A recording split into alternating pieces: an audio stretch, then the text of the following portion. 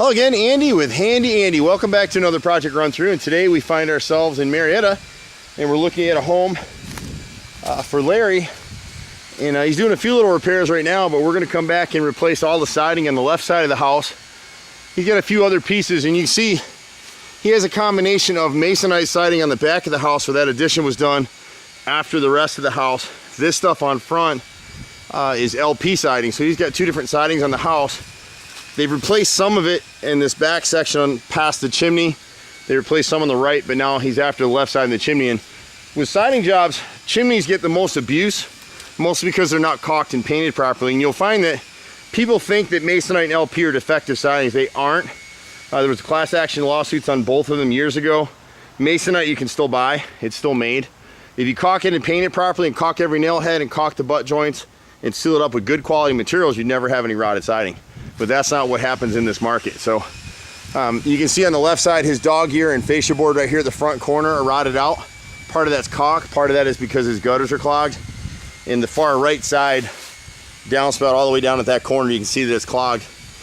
And the problem with guys that clean gutters, he's got 6-inch gutters, but with all this tree, he's got to clean these at least a couple times a year.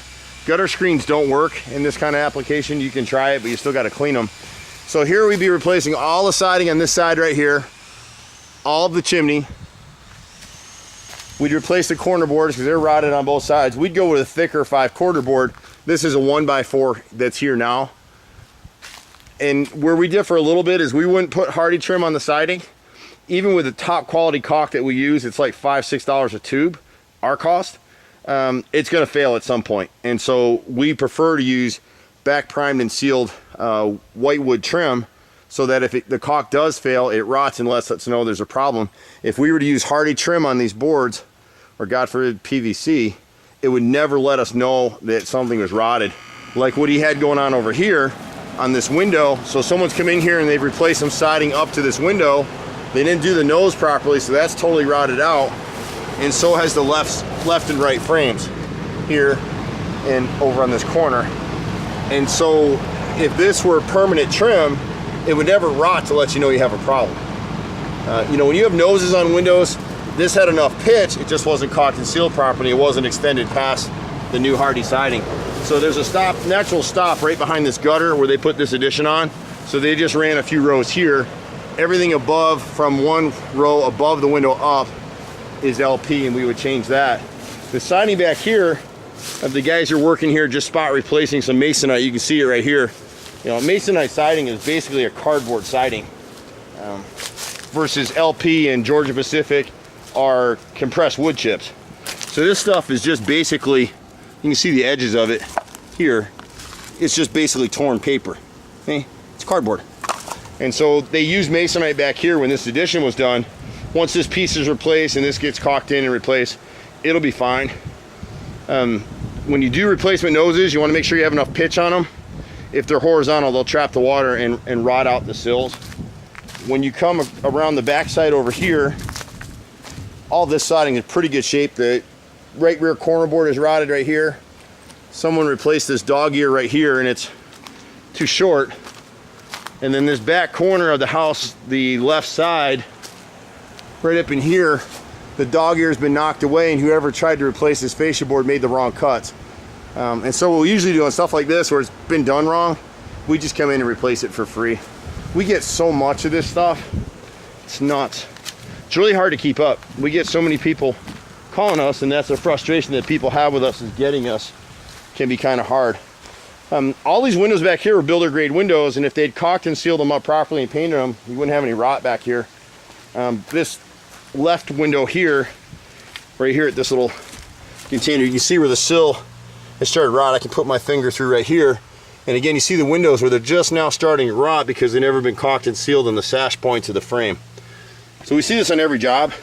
This nose is starting to rot really because the container's been up against and it can't breathe and the caulk has failed. And you can see whoever replaced it the last time, because this is a replacement piece too, you can see they never caulked at the edge of the brick mold. So if you don't caulk that stuff and you don't paint and seal the edges, back priming these pieces are key. Most of us will use wooden nose. Some people are cutting down 2x4s or 2x2s to do it. You can see like this one right here. This nose got replaced no one's caulked anything, never sealed anything, and they may have stopped because the sill's rotted, and there's not a lot of guys that can make these repairs. You can see they put putty on the left and right side. So we can actually replace that piece. And then what we usually recommend on decks like this deck is 30 years old. It did have some flashing through here. It's been nailed through. And so what happens is we install a pressure treated flashing plate all the way through, underneath the threshold of the door where we can, back around this corner and all the way around to keep the water from getting in. You can see where, when I get on this other side, you'll see where they sprayed a bunch of spray foam down in this corner. You can see where all the water's getting through, all down through here. So we just seal that over. The squirrels or rats or something have been chewing in this corner right here to get into the house. So when we put that flashing plate across, it obviates the need for flashing like you saw over there. All flashing is going to go bad eventually, whether it's copper, which is the most expensive, or aluminum, or galvanized metal. It just is what it is.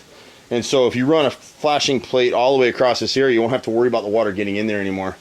Someone's replaced some of the siding in this area of the house. You can see they stopped right here. There's no kick out flashing in this gutter, so when the gutters are clogged, which you can see it's streaking across the top, I think he has screens on top of this gutter. Without kick out flashing in this corner, the water gets behind the edge of the siding and the back edge of the gutter and comes right through the siding right here. So you can see this is all rotted through right here. So we'll give them a price to repair that as well.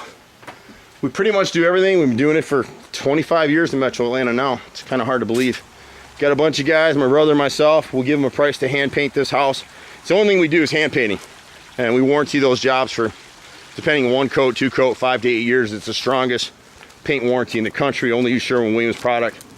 We pretty much do everything. You can see on this side right here where he's got the gutter screens.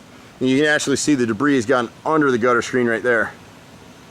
And when you see this streaking on your gutters, it's a telltale sign that the gutters are clogged. So you really want to stay on top of that. People forget about their gutters. It's kind of understandable, but you want to do it all, and we're here to help you do it all. I'm Andy, Handy Andy, 770-912-2829.